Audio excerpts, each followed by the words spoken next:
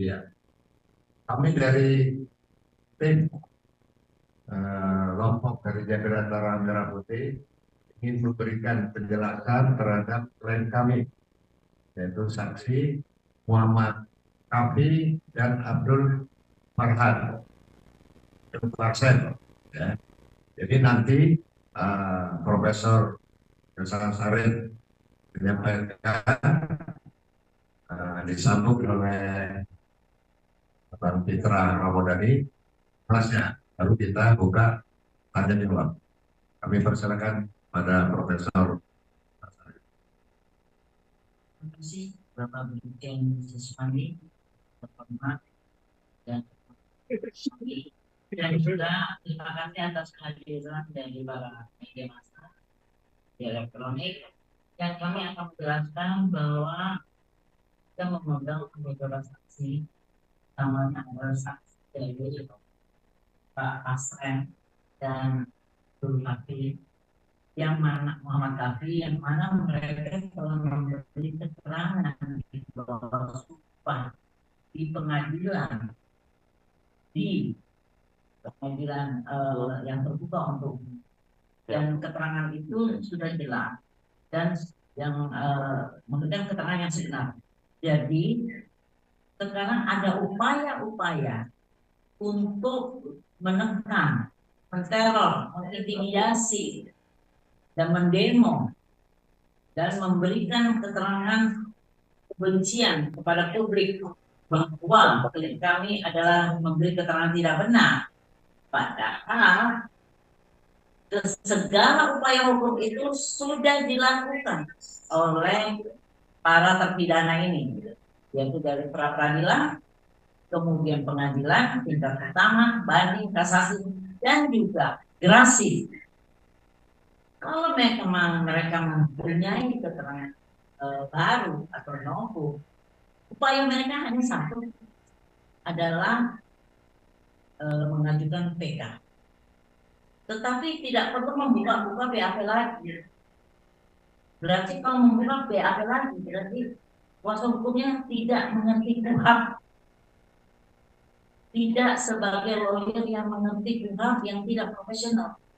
KUHP itu, BAP itu sudah diuji di pengadilan, di pra peradilan.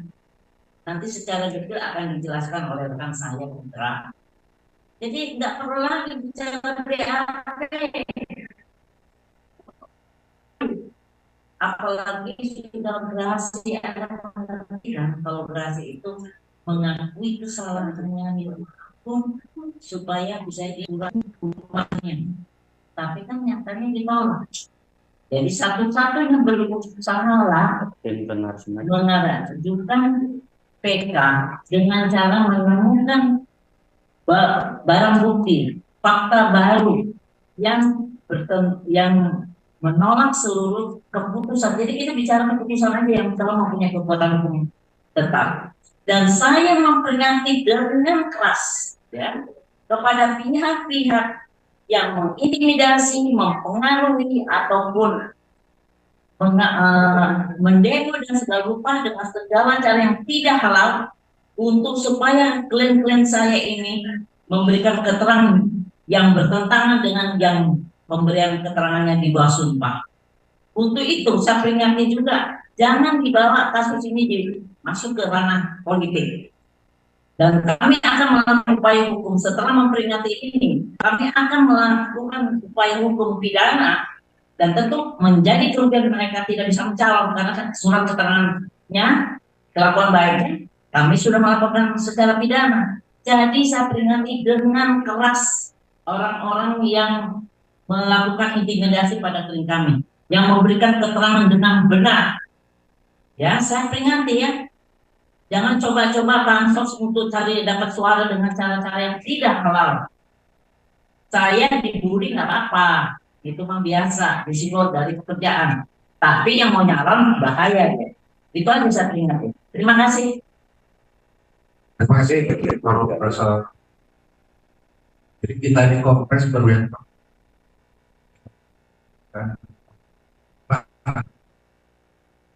apa yang sudah berjalan.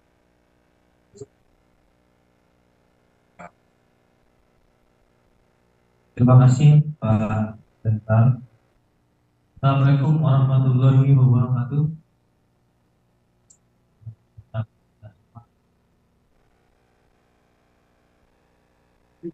Saya hormati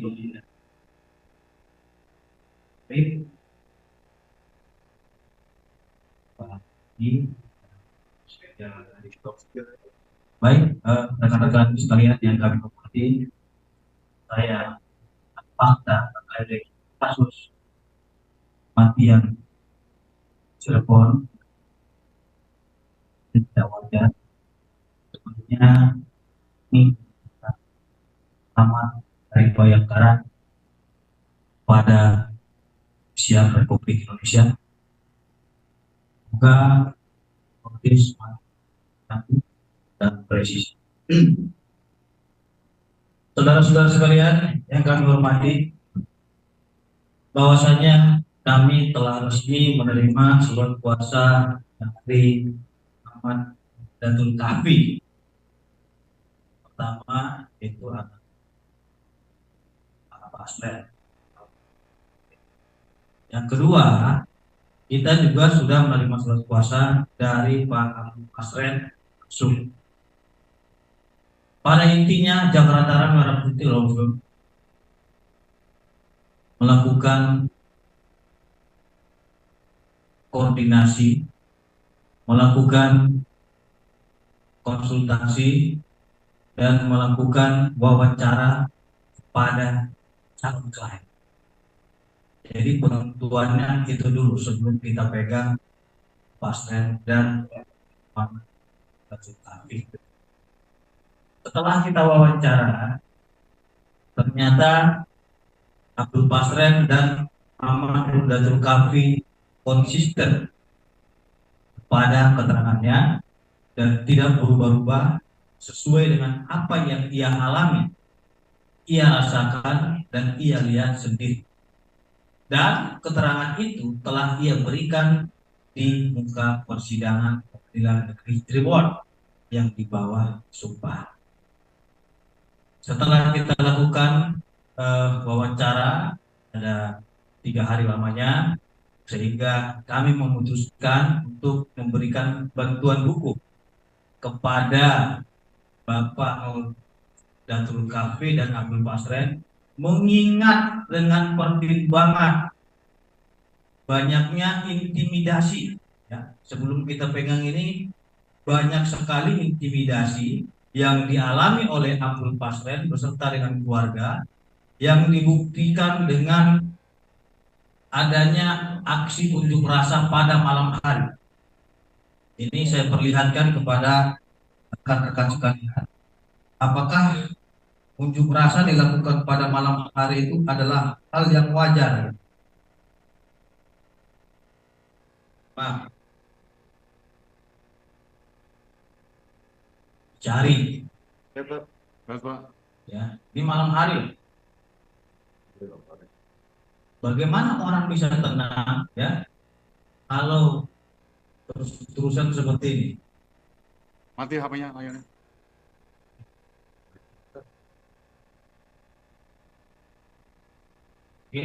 Oke, aman.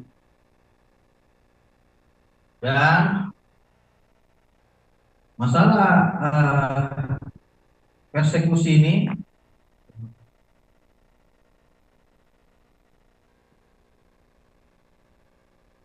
Apa itu, Pak? Demo juga dah. Oh iya. oke? Di malam hari loh. Oke.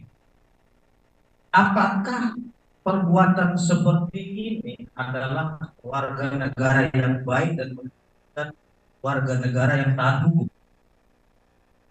Unjuk rasa di malam hari itu. Kalau memang mau unjuk rasa ataupun mau demo, silakan sesuai dengan ketentuan hukum, koordinasi dengan Polres, minta surat izin atau pemberitahuan. Ini saya lihat sangat aneh sekali.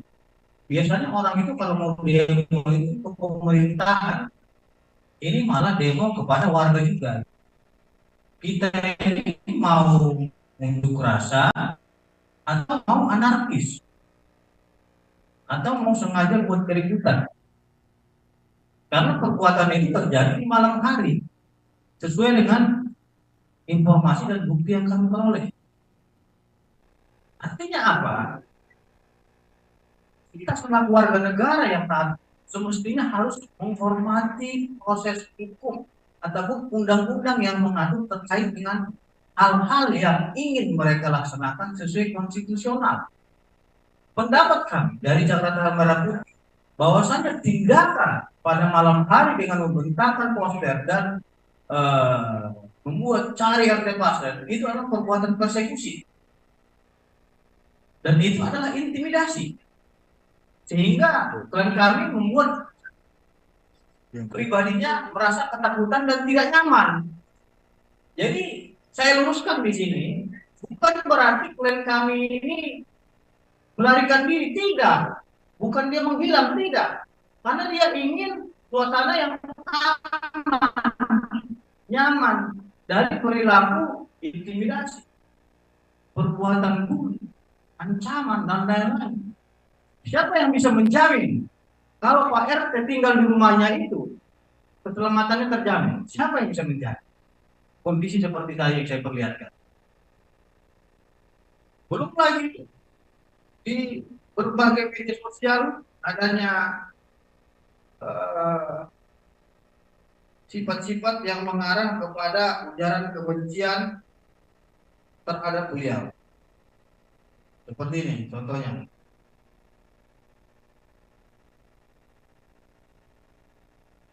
Pak Pol, tangkap RT Pasren ini. Ini kan sama seperti menggiring opini, seolah-olah dia ini adalah pelaku kejahatan. Banyak.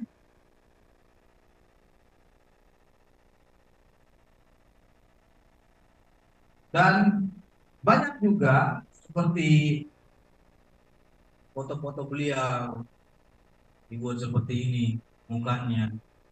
Itu merupakan bentuk pencemaran nama baik terhadap beliau. Kita bertanya kepada diri kita, apabila terjadi pada diri kita seperti itu, apakah kita merasa aman? Tentunya tidak. Dia butuh tempat yang aman, yang nyaman, dan tidak ada gangguan-gangguan dari pihak manapun. Di situ kita luruskan. Itu kita luruskan dulu. Jadi teman-teman ataupun masyarakat Indonesia, kita luruskan, Pak RT tidak menghilang, Pak RT tidak melarikan diri. Pak RT hanya ingin kita berikan jaminan dan kepastian hukum bahwasannya dia itu aman dan kita berikan perlindungan hukum bahwasannya beliau itu tidak terganggu oleh pihak-pihak yang ingin menyerang beliau.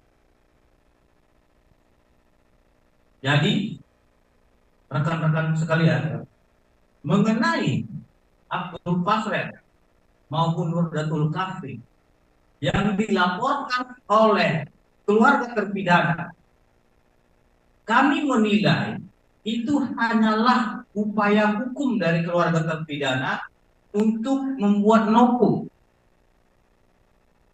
dalam mengajukan peninjauan kembali ke Mahkamah Agung.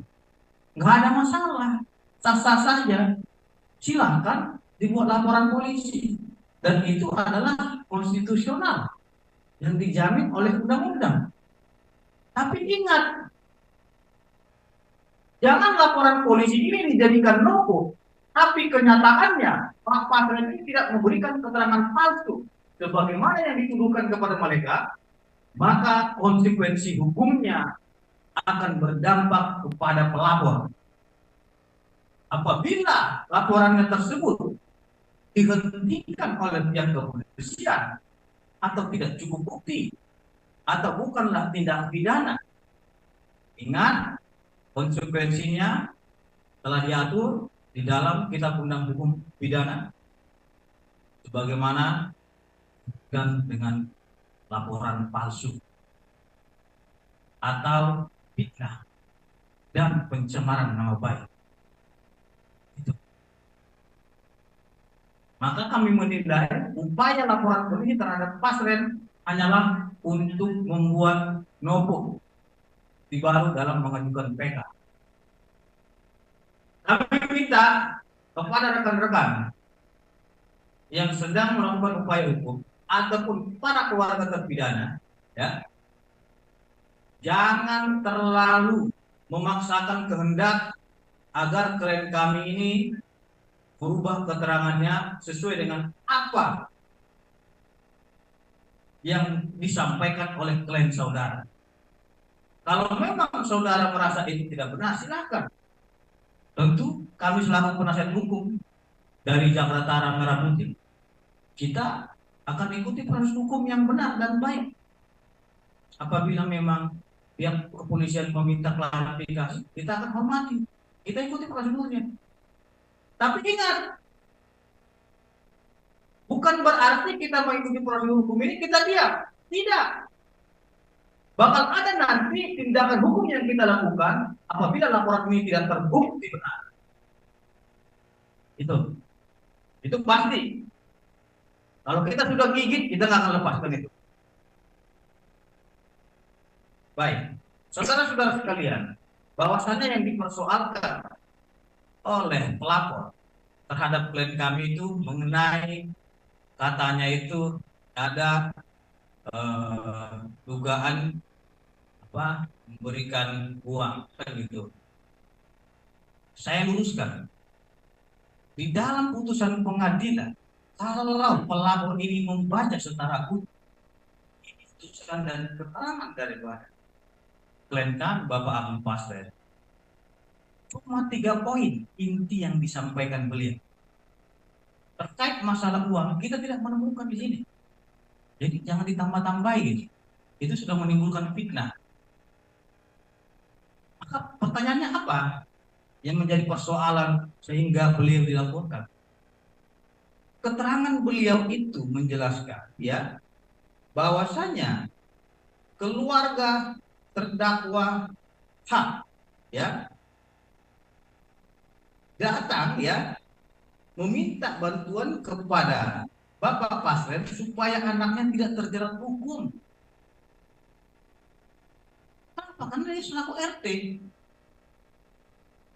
Terus beliau juga meminta agar anaknya ini bisa dibebaskan. Itu. Jadi jangan bilang berkata jujur. Bagaimana mungkin motifnya? Beliau didatangi gitu loh. Yang bukan Pak Pasren yang mendatangi, tapi beliau dari keluarga ini yang mendatangi. Apa urgensinya dia mendatangi kalau tidak meminta bantuan? Kalau dia nggak mau meminta bantuan, ngapain datang ke Pak Pasren? Artinya apa? Kita berpikir secara sederhana saja. Apa urgensinya beliau mendatangi Pak Pasren kalau bukan untuk meminta bantuan? Bagaimana mungkin dia datang hanya, Pak, tolong berkata jujur, itu saja, langsung pulang. Simpel sekali perkataan seperti itu. Emang nggak ada perkataan-perkataan lainnya?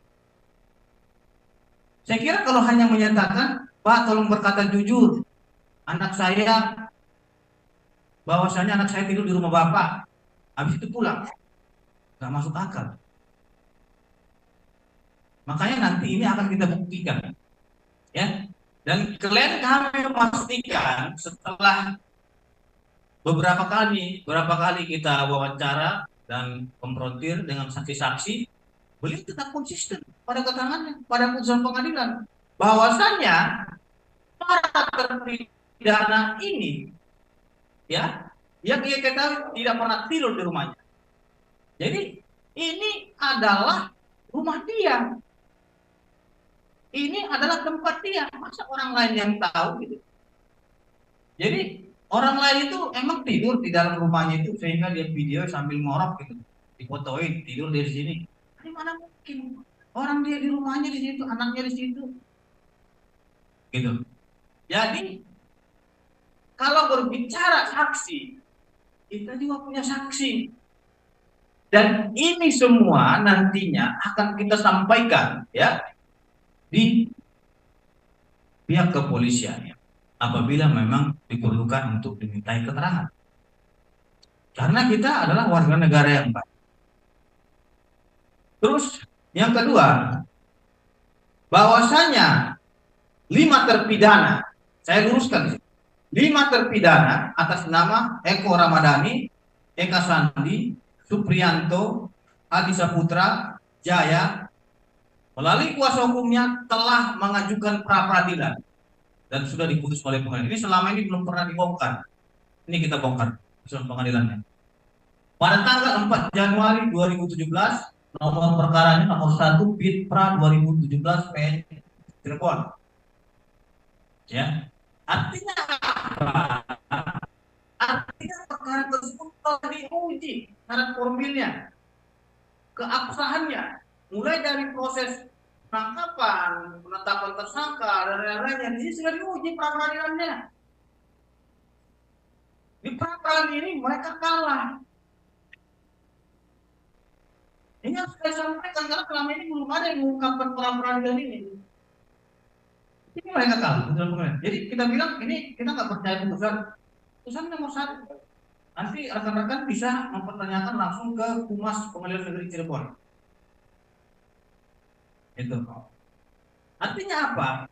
Proses hukum ini yang di 2016 itu mereka telah melakukan pengujian dengan adanya putusan pra peradilan. Akan tetapi putusan pra peradilan itu tidak menerima pra peradilan mereka. Yang mereka gugat itu adalah Kepolisian Republik Indonesia dan Kejaksaan Agung Republik Indonesia, CQ, Kejaksaan Tinggi, Kejaksaan Negeri Cirebon. Ini bisa mungkin di screenshot.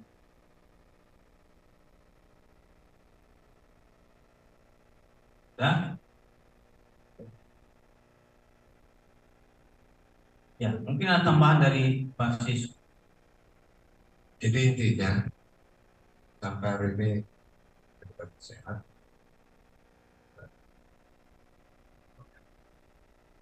Buktinya sehat.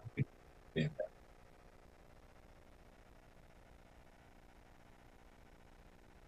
Bukti apa coba bisa sampaikan? Karena surat kuasa. Oke.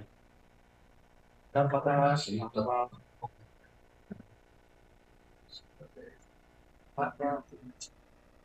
Di sini Pak Sis. Kiri kanan. Kiri Pak. Kiri Pak. Kiri lagi sini Pak. Lagi Pak. Sini. Ini Pak Tan Pak. Sebaliknya. Pak. 2 menit, Pak. 2 menit, Pak.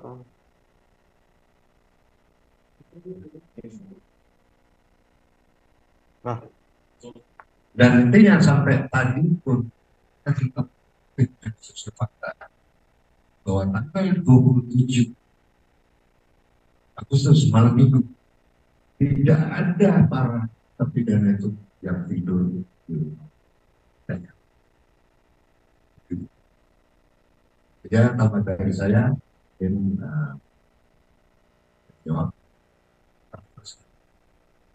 Atau Pak, alasannya Pak memilih jadi kuasa hukumnya Pak Pasren ini Pak? Yang pertama, kita telah melakukan rapat tim sebelum kita terima Pak Pasren ini dengan melihat beberapa